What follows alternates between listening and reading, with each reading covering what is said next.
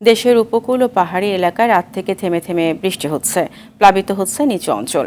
ঝড়ের কবলে পড়ে বিভিন্ন স্থানে ট্রলার ডুবির ঘটনাও ঘটেছে। নোয়াখালী ও কক্সবাজারে অন্তত 18টি ট্রলারের জেলেরা নিখোঁজ রয়েছে। বন্যা পূর্বাভাস ও সতর্কীকরণ কেন্দ্র জানায়, রোববার সকাল পর্যন্ত চট্টগ্রাম, বরিশাল ও খুলনায় ভারী বৃষ্টিপাতের সম্ভাবনা রয়েছে।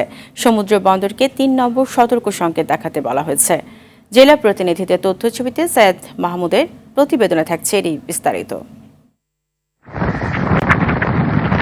নিম্নচাপে উত্তাল সাগর, ভারী বৃষ্টিতে তলিয়ে যাচ্ছে গ্রাম থেকে নগর। বৈরী আবহাওয়ায় ট্রলার ডুবিয়েও নিখোঁজের ঘটনায় কপালে দুশ্চিন্তার ভাঁজ জেলেপল্লীতে।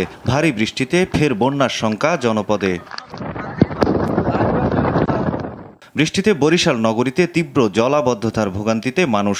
ঝড়ের কবলে পড়ে নোয়াখালীর দ্বীপ উপজেলা হাতিয়ার মেঘনা নদীতে 10টি মাছ ধরার ট্রলার ডুবে যায়। শুক্রবার বিকেলে হওয়া এ ঘটনায় 18 জেলেকে জীবিত উদ্ধার করা হলেও 5টি ট্রলার সহ 8 মাঝি এখনও নিখোঁজ। কক্সবাজারে শুক্রবার ভারী বৃষ্টি হলেও রাত থেকে তা কমেছে।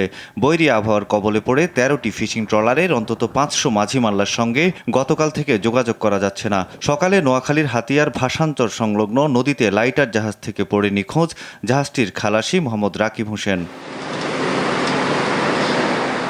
এদিকে অচল অবস্থা তৈরি হয়েছে চট্টগ্রাম বন্দরেও। বহির্নগরে অবস্থানকারী সব মাদার ভেসেল থেকে পণ্য খালাস বন্ধ রয়েছে। ব্যাহত হচ্ছে পণ্য হ্যান্ডেলিং কার্যক্রম।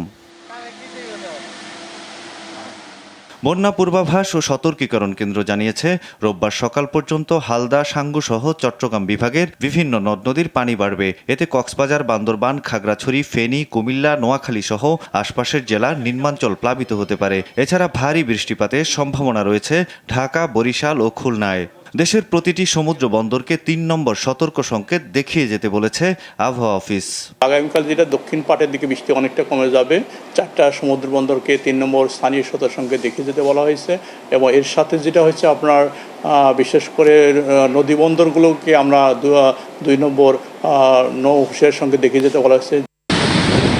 সৈয়দ মাহমুদ, RTV।